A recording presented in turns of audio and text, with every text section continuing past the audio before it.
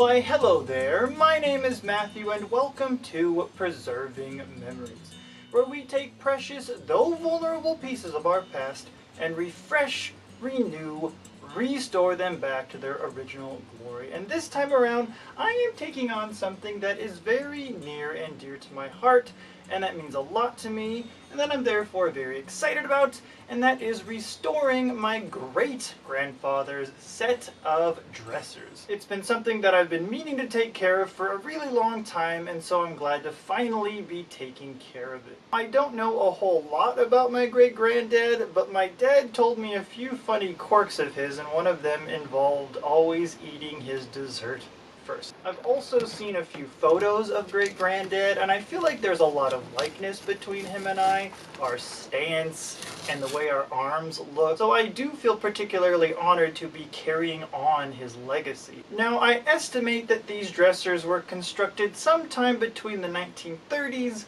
and the 1960s. While I'm going to go through everything that led me to the decisions I finally made in how to restore these particular pieces, I am also going to go through all the potentials that you have in restoring your own piece of furniture. Now, Preserving Memories is a comprehensive guide, so I am going to go through everything. YouTube has made it possible to make chapters out of each point made, so feel free to jump to one that is most important to you. But throughout the process, I found out quite a bit of details that maybe you'd find helpful as well, so stick around.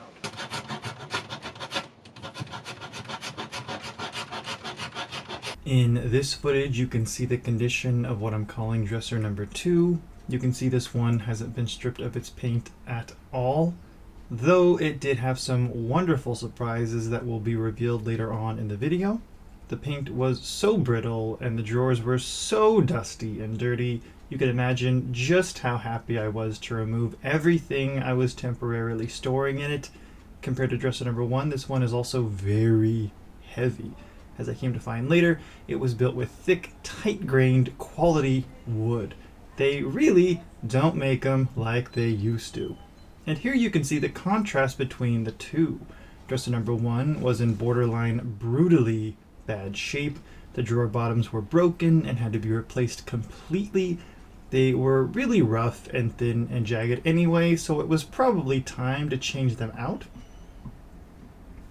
Paint stripping tools. Here we see the tools that I used to strip the paint off the two dressers. I'll speak more about them later, though I gotta say the carbide scrapers were a godsend. Made the process 100% easier and were not nearly as expensive for the quality that I expected. This one even came with its own filing stick to sharpen the blade when you needed to. Because these dressers are a softwood, I've experimented with 100 grit sandpaper and with 350, and 350 seems to be the best for it because it doesn't take big heaps out of it. There are a lot of paint marks that I'd like to just clean off, and I've actually debated a little bit about that. Now, this is the point where you might consider using paint stripper, and there are so many different types of paint stripper, including more economical ones, more environmentally friendly ones, and less mess ones. It kind of worked out to my benefit that this paint became so dry that it just like chisels right off, it hardly takes anything. Now with the second dresser, I was also debating whether I should keep some of the paint on, but because it's so brittle and so fragile, I'm gonna wind up taking most of it off at least. But I may keep the paint on the drawer sections, the remaining 3 drawers. We'll see how that looks and how that goes. And so the first thing I'm going to do is strip the old paint and work from the bottom up. Or from top to bottom. This was before I discovered the wonders of the carbide scraper. I would have had this done in at least half the time with one. Right here, what you see me using is an 8-in-1 painter's tool.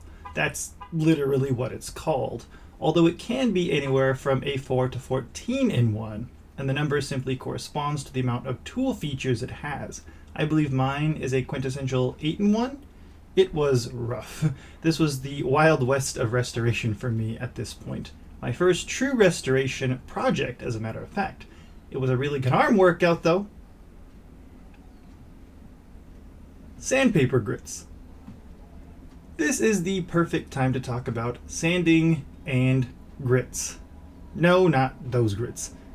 I mentioned different grits of sandpaper. The grits refer to how abrasive or coarse the sandpaper is, and it varies from 400 all the way down to 60. The higher the number of grits, the softer and more refined it is. 400 grit is very fine and takes care of surface problems, while 80 and 60 grit really dig deep. You never want to just start sanding, especially not with a sander. An old wood finish can goop up, old paint can do the same and actually hinder the process or weaken the sandpaper you purchased. So strip first and then use heavy grit if necessary with a sander, as you'll see I'm going to need for dresser number 2 later. I used a really big tarp because of the hot sun and listened to audiobooks while I worked. Next to the dressers themselves, the drawers had a lot of excess paint marks that I used the handy razor blade for. You have to be careful with a razor blade because you don't want to shave chunks out of the wood, but they're perfect for corners and thin, hard to reach sections, and the special surprise from dresser number 2 that you'll see later. But yeah, dresser number 1 was a huge mess and paint stripping got a little meticulous at times. Lead paint testing. It's at this time I'd like to talk about the importance of lead testing. A fellow restoration friend asked me if I got the paint tested since they are vintage pieces and lead paint was very common before 1971. So I got on that right away. Lead testing was hard for me to find for some reason in Orange County, California. My local Home Depot only had one lead test kit and I had to specially order it because they ran out. The instructions for the 3M lead check took me an embarrassingly long while to figure out, but basically you crush the stick and allow the liquid to saturate into the brush portion. You rub your paint sample and are actually supposed to drop it onto one of the pre-lead applied circles. If it turns red, it's lead, which is part of their slogan, cleverly enough. Reminds me of Deborah Carr's marketing so people would pronounce her name right. Carr rhymes with star. Anyway, it was red. Sure enough.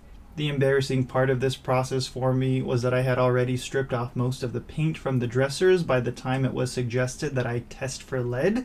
In this case, using a paint stripper would have been the much safer route. However, I was encouraged that with the good quality Husky brand carbide scraper I used, that because the paint came off in such huge chunks, that it took away the risk a lot more than if I blasted it with an orbital sander right away. But this is a serious lesson in lead paint testing. Check before you wreck. Yeah, that's what I'm gonna go with. Speaking of dresser number 2, there were probably 3 to 4 layers of paint and it was stubborn. Until I finally used the not so expensive quality Husky branded carbide scraper, hashtag not sponsored, just so we're in the clear. Before the miraculous effects of the carbide scraper, I thought paint thinner may help. It did, kind of.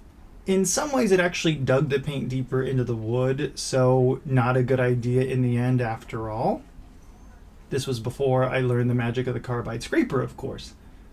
I was so confused why the paint wasn't completely coming off, and I later found out that it was because the thick wood had many previously unsanded crevices that required an orbital sander, further proving that this piece was always painted, never finished. More on that later. And here we can see the big surprise that I found on not only the top of this dresser, but on every drawer as well. This was so exciting, such a great present in the midst of all the toil just to get the paint off. I couldn't find out much about this particular design, but in my research, I found out that it is vintage folk art. And this makes sense since the majority of my dad's side of the family is originally from Missouri and Ohio, consisting of farmers and coal miners, so this very well could have been used by my grandma Maxie when she was growing up, deciding that she wanted it painted either this Easter yellow or meadow green, 2 colors I excavated underneath the once very rich bright blue. At first, I used a very cheap basic carbide scraper from the Home Depot. It did the job, but the blade dulled fast and it became quite the exercise for my forearms in particular. Maybe I'll start a new exercise program of my own. Carbide 90X, baby! But I wised up and got a better quality carbide scraper that was only $16 at the time. I made this purchase in, I believe, October of 2021. And on top of that, it was a kit. After over a year, it still works great too. Just look at that. All 4 stubborn layers coming off in one scrape. Wasn't nearly the arm exercise the other methods were. Wish I found out about this before I started the project altogether. It was so much learning as I went along, which I want to emphasize is actually really good. But safety first, like lead testing, which should always be first. This is also where the razor blade really was super helpful in revealing without damaging the really unique folk art. Then comes my favorite part, which was clearing off dresser number 1's dirty, dark, stain-ridden top and the accompanying drawer fronts. Raw wood will get a sort of tan over time, so sanding them down before applying wood finish or paint is really important. Now, the orbital sander. These things can be expensive, but so necessary so much of the time that I've come to find in my own experience at least. So if you could find a used one or borrow one from a friend or family member like I did, it'll save you so much time and effort. And I mean, if I can use one, you certainly can. Now on my channel and in this video, one of my biggest emphases is being able to restore furniture without a whole bunch of space or a whole bunch of machinery, if you could call it machinery, that I'm using for this project. I used 80 grit because the wood on dresser number 2's surface was tough. So tough to level and smooth out. This is when I found out that dresser number 1 used to have a wood finish. So it wasn't originally painted, but they upcycled and painted to keep up its longevity, which I really appreciate. But it took some heavy pressure from an orbital sander and my 300 or so grit sandpaper to reach the original raw wood. Wood types. I really wanted to figure out what type of wood my dressers were made out of, and to help you figure this out, it all starts with understanding the different parts of the tree and their functions. First, you have the tree trunk. The pith is the core and never gets divided as part of a cutting because of how weak it is. It only provides life to the tree for the first few years of its life too, as a matter of fact. So it kind of weakens, I guess, over time. We have the inner heartwood, which consists of dead cells that cultivate no extra nutrients. Instead, it supports the strength of the tree as it gets older. Beside it, the outer layer is called the sapwood, which carries water, minerals, and plant sugars throughout the tree. Some woods have different shades of brown in its inner and outer layer, making some very unique contrasts that create beautiful furniture pieces. The medullary rays, if I'm pronouncing that correctly, aid the fluidity of nutrients and water throughout the tree. They travel from pith to the cambium and add more strength to the tree as well. They are often abnormalities that make for some beautiful patterns for woodworking. They are usually horizontal on the trunk, which adds that much more visual interest. What comes to mind right away is tiger oak and burl wood. The cambium, speaking of the cambium, is the life of the tree. Without it, the tree dies. It's a thin layer of living cells that manufacture the wood, helping the tree to grow, protected by a thin layer of bark. This creates light-colored spring wood, further producing darker summer wood, which is created depending on the climate and temperature. The cycle is what produces distinctive growth rings. It's the cambium that often tells us what type of tree the wood comes from and the strength and quality of the wood. We see this largely in oak and pine trees, usually in dense forests where ants and other bugs try and feast on the cambium for their own nutrients. The tree fights by producing extra thick bark and very tight late wood and growth rings, as mentioned before. You know how each ring represents a year? These are appropriately named growth rings. Some trees have wider growth rings, some more narrow, and usually the tighter, the stronger, and more durable, and in the end, better quality. Late wood is the density of each individual growth ring. Of course, this can also depend on factors like the climate and how well watered the tree is. Last are the pin knots, the beginning stages of undeveloped branches. There are at least 6 different types of pin knots. It's the pin knots and other unique characteristics like bird's eye and bird peck that make certain woods very unique in their future construction. I discerned based on my research that dresser number 1 was made of mostly soft pine wood and, which took me a long time to realize, an oak or cherry or perhaps walnut wood veneer on either side. The hardwood and sapwood contrasts so beautifully. There's a chance it could be Scandinavian Oregon pine. It has a lot of rich, bold yellow and red highlighted upon applying the finish. Dresser number 2 is very likely a variety of hardwoods like spruce or Douglas fir. It very likely could be maple even. The top 2 drawers are completely different and very likely could be walnut. It's in its entirety a tight, close-grained or fine-grained wood with some great contrasting shades. The late wood everywhere is so tight on this piece to the point where I had to use 80 grit sandpaper to smooth out all the ridges that encased, like a deep valley, the remaining primer paint.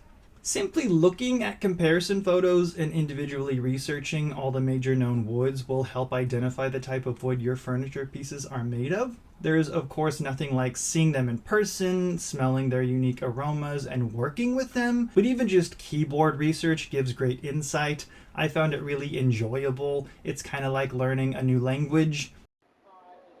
Repair work.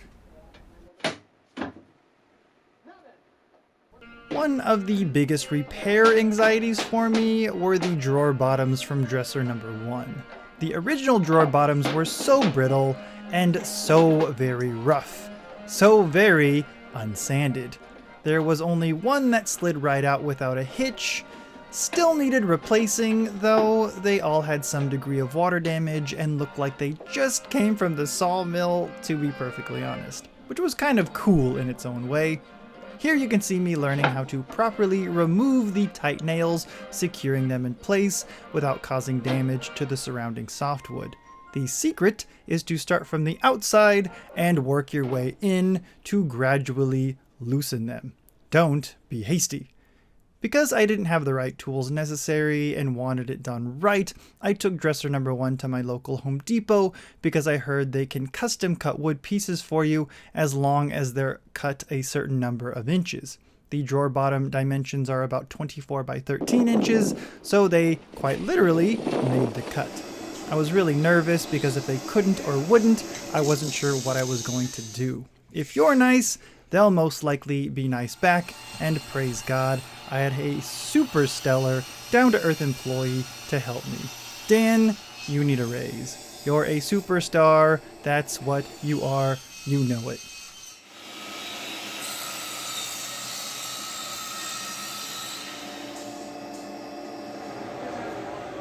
Dresser number 1 had quite a number of problems to fix. There was quite a bit of warping in 2 parts, the top and the bottom. The top forwardmost board had partially detached even, so I took some wood glue and with very primeval and messy methods, finally tightened that piece of wood. This was so satisfying because I saw it out like that for so many years. This was a huge feat for me. Ideally, you should use a bar clamp or several bar clamps. They're not too crazy expensive, but at the time it wasn't viable for me.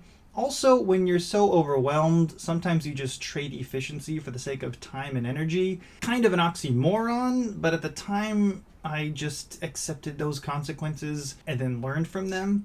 I removed the excess glue with a razor blade and then later an orbital sander. Another problem I had was warping. I heard you can fix warping by ironing the wood. This was particularly inspired by a furniture making method debuted in the 1830s by Michael Thornay. I hope I pronounced his name right. Or is it Tournay? No, he was German. Okay, where wood is boiled or steamed in water and then bent into many different shapes for benches and chairs in particular. I didn't have the equipment even they had back in the day, but I did have an iron and a damp towel. so I was willing to work with those. It was a strange combination of aromas. It was both really pleasant, kind of like being in a sauna, while also smelling like old damp towel. It took repeating the process several times, but even this minimal resource method worked pretty well. I even put my toolboxes over it to dry, but once it did dry, it went back to being warped. Not as badly as it was originally, but it was still warped. So after a few tries, I just accepted that it would never be completely even, and you can't really tell a huge difference in the final product. Dresser number 2's repair work involved regluing both the drawer stabilizers as well as a small broken piece of wood at the bottom. Perfect spot for some repair work, as I just had to set the dresser down for it to dry properly. But one of the biggest repair works needed was replacing the heavily warped, water damaged, and lead paintified back made from vintage plywood, which I discovered was first patented in December of 1865. We've been using it for a good long time. It was at this point that I was just so spent, so discouraged and disheartened. Would this ever be done? Would it all pay off? When would I get my apartment back? I don't remember exactly why I did all this messy work inside. I'm not sure if there was the fear of rain on the forecast, or if I just didn't want all the noisy hammering to disturb my neighbors, as there was a lot of nails to remove and then reinstate. I used the leftover plywood used for the drawer bottoms to replace the back. Ideally, I would have loved one single piece, but to save on cost and waste, two of them would do. One side was more yellow, while the other side was more red, so I did use the opportunity to add some creative contrast, even though the back isn't seen very often. The top was the yellow side, and the bottom was the red side, and I really love the final product. I used a tool that wasn't the most conducive to cut the plywood. I wish for this particular part of the project that I took the extra step and got a proper saw to cut the time down here. But after cleaning up the space, I was way more excited than I ever expected to be at seeing this beautiful, fresh, clean new backing to the dresser. It made it look so different. All the depression that was cultivated melted away so fast once seeing the smooth, shiny results. Sanding. The rule of thumb I've configured is one of two extremes. Start with a heavy grit or a soft grit first. With dresser number 2, I knew it needed more coarse sanding, so I went with 80 grit right away. The sides were very uneven as well. There were entire sections that cratered with paint hard to get to, but the orbital sander fixed this so beautifully and so easily. Ideally, I would use the orbital sander while the gardeners in my apartment complex were also using their chainsaws and air blowers. I live in a pretty echoey apartment complex, so I was very thankful that no one complained about the noise the sander was making. At first, I wasn't sure if I should use a modern appliance on historical furniture. For me, the decision came out of a sense of necessity. I didn't see any other way to get the excess out of reach paint out and smooth the incredibly, to my delight, it didn't compromise the integrity of the pieces at all. And I see restorative woodworkers on YouTube use modern appliances all the time for even some of the most sympathetic restorations, so no harm for the most part in modern methods. The top of dresser number 1 I could not get lighter to its original raw wood no matter what grit of sandpaper I used, and it was at this point that I realized this piece was originally finished, not painted. So I used the orbital sander, and that is what got this original finish off once and for all. This one required very heavy pressure, as did dresser number 2 for that matter. If you're afraid of using a sander, well, first of all, don't readily use a belt sander. They are very powerful and will eat away at the wood like it's a chocolate chip muffin, which sounds really good right about now. They're pretty expensive anyway. The belt sander, not necessarily the chocolate chip muffin. The orbital sander did vibrate a lot and can be slippery for sure. When you brush your teeth, you're supposed to be soft on your teeth. But I've come to find with a sander that the more pressure I put on, the better control I had. But go soft on your teeth. Listen to your dentist on that. Always remember to clean up the furniture before applying the wood finish. I used a piece of old cloth and paint thinner, and it did the job swimmingly.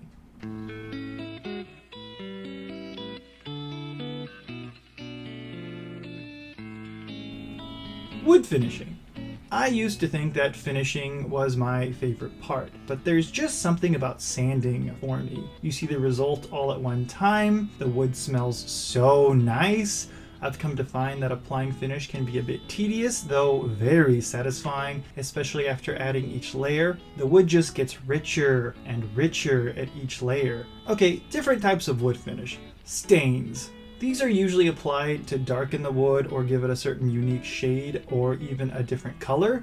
Sometimes this will be done to make one wood look like another, sometimes in a restoration to match the overall piece of furniture better when certain repairs are needed. It's usually the precursor to the actual finish. You put this on first and then apply the finish over it. There are so many options out there. You don't have to stain it, of course.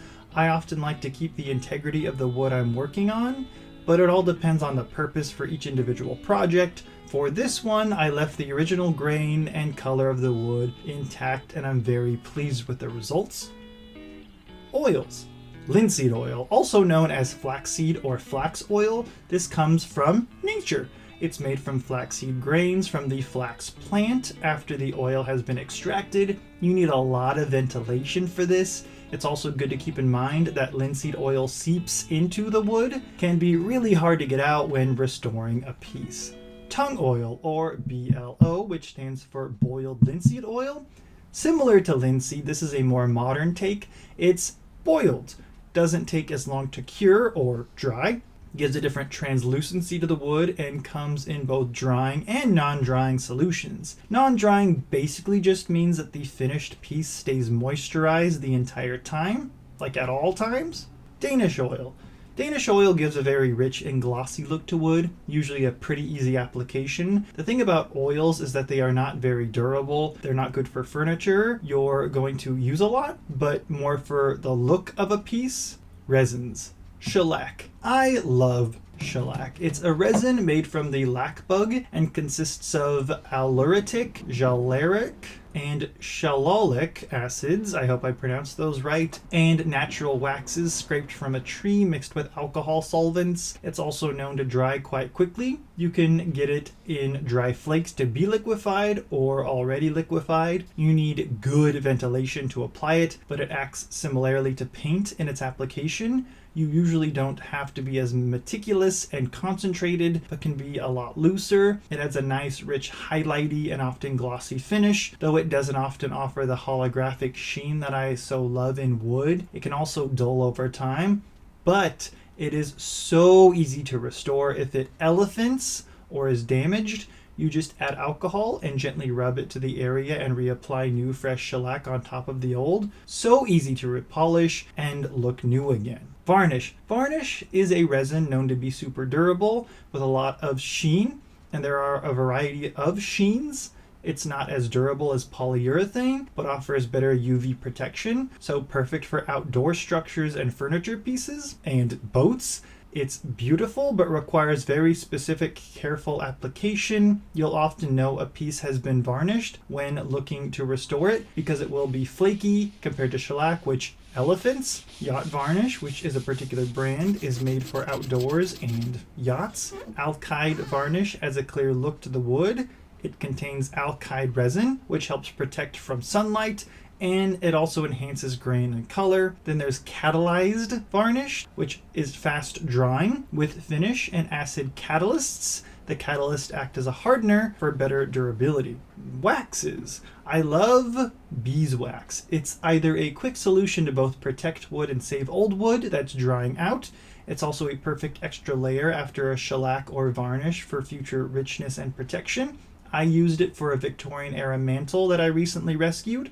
Restore-O-Finish, and others like it, is basically an oil that's used to simplify a restoration project. If the furniture piece has a lot of unsightly scratches and the like, but isn't completely in total bad shape, it is perfect to make it look like new again, and it does an incredible job. I've used it before myself. Polyurethane is another resin, but it is made from plastic. One great appeal of it includes its durability and non-toxic nature. Talk about waterproof as well. Water-based poly is especially popular because you don't need any turpentine, mineral spirits, or paint thinner to clean it off your brush, and you don't usually need the same amount of ventilation. Oil-based poly yellows wood a bit and darkens over time, perfect for a rich vintage look. But not everyone wants that. I like oil-based better because to me it doesn't look as plasticky. Another reason poly is popular is because it is so versatile. There is now wipe-on poly. There is gel-based poly. And it is one of the least expensive out there compared to a lot of other finishes. There are 3 variations of sheen: matte, satin, and gloss. I chose oil-based polyurethane because it made the most sense for my vintage pieces, for my small apartment workspace, and it was most readily available. One of the most important things to me was that sheeny holographic effect, and poly does that very beautifully. What I was afraid most of was the plasticky look poly tends to be notorious for. I decided, because this piece was so important to me, to add 5 layers of polyurethane finish. This is usually overkill, but these dressers are going to be used a lot and hopefully passed down as well. You start by stirring it. I'd recommend not shaking it. The goal is to have the least amount of bubbles possible, which interferes with the drying process and doesn't usually look good to the final product. To keep the original source as pure as possible, I separated it into these old plastic soup containers. Now, to have a similar consistency as shellac or paint to make it easier on myself, I combined it with paint thinner. You can do this with a mineral spirit as well. It thins it out a bit and makes the application not so meticulous, which was important for me in such a tight space to work with. Still need to be careful and have that methodical mindset, of course. One thing I really loved in preparing for the wood finish was the beautiful aroma from especially dresser number 2. There are some wonderful smelling wood finishes out there, but in the end, I don't think you'd get the original wood smell back again. So this was just a reality I had to face. But in the meantime, this was one thing I truly enjoyed before getting my living space back. This was a strange concept to me, but between coats, it's important to sand each layer to flatten and even it out, and poly can leave some thick drip marks. As I came to find, the roughness sanding creates, I think actually improves the richness of the layer over it and the overall final look. In between coats, I filled an old soup container with paint thinner and cleaned the brush off that way, and then just left it in there for the next day each time. It worked really well. Obviously, you run the risk of it spilling, but if you're not worried about that too much, it can make the process a lot easier. One thing I do differently is how I'd finish the interior of the dressers. I polyurethaned everything. In my experience, spiders in particular love raw wood. Big shock, I know, but if I leave the dressers out for so much a day inside my apartment, by the way, I'd find brand new cobwebs within a day, in no time at all. And finishes like polyurethane make bugs go away. Once finished and put in place, I did not want these creepy crawlies to creep inside or underneath, which is a big reason why I put an extra layer of wood at the bottom of the dressers. But in the future, I'd use beeswax instead of polyurethane for the interior. It would take a little longer to dry, but it would be worth it. Historically, the insides of drawers were not finished at all, but for longevity and cleanness, I wanted them finished. Hardware. Finally, reaching toward the end. All the original hardware given to me was mostly intact, but not all intact. They were these lovely classic round white ceramic with, I believe, brass accents. They needed some heavy polish work. I love my metal shiny. Nothing against patina, but I love the glow. To make this possible, I used Barkeeper's Friend, a very powerful, in this case, powder. It contains oxalic acid from rhubarb. I just take water and a coarse washcloth, an unused toothbrush for hard to reach places, put in some elbow grease, and see the results happen fairly fast. In some cases you might want to use fine steel wool. There was also some leftover vintage glue that I removed with a paperclip. Now there are metal sealers if you want to keep the metal shiny continually, because the patina grows pretty quickly once left out for a very short amount of time. There were 6 missing drawer pulls, so I made it an opportunity to search for some vintage accent pieces for the top drawers of both dressers. I got them all from the same place, a charming and incredibly reasonably priced hardware store in historic downtown Orange, which is in Orange County, California, in the same vicinity as Chapman University. Less than $10 for all of these. I was okay with the 2 dressers not matching, since they were each individually unique as they were, and the 2 that needed polishing did so beautifully. I lightly sanded the wood portion of the 2 for dresser number 1, and then oiled them with, again, not sponsored, Totally Bamboo, a revitalizing oil similar to beeswax, but in oil form, marketed for bamboo and other cutting boards, but it works for any wood, and it was perfect for this. One crucial part of one of the vintage ceramic poles was missing, so I was directed to go to a shop in downtown Orange to find a match. It's not exact. It's a little bigger and the middle brass part is more spherical. So I put it on the bottommost drawer of dresser number 2, and you can hardly tell that it doesn't match the others. Also, just to be perfectly safe, to avoid any kind of rusting and to make it easier to put on and off the holes if I needed to, I put some WD-40 on the screws. Outro. This entire project took over my entire apartment for several months. So you can imagine how special those last 2 coats of finish were for me. And then giving the dressers back their hardware and enhancing them with original ones. I'd been living with these dressers for probably about 8 years of my life, seeing them chip away and break apart the longer I had them. No longer did I have to pry the drawers open with my hands each and every time I wanted to use them. I also did something I never thought I was capable of doing. Several years ago, I asked 2 different woodworking friends if they could restore these pieces and how much they would charge, and they said I could do it myself. It took several years to realize that indeed I could. And there they were. Finally, I had a place to put my clothes in again. Finally, I could open and close the drawers with beautiful restored drawer pulls. I can't stress enough how much that alone improved my mental stability and love for my living space. Finally, I had a clean, fresh living space to work with. Finally, my bedroom could feel complete and beautiful, and again, clean and fresh, with family history adding to its value. It truly has been a dream come true, and every time I look at them, I don't think of the months of stress or the exhausting labor, but each and every time I as much as look at them, inside I glow just as much as they do outside.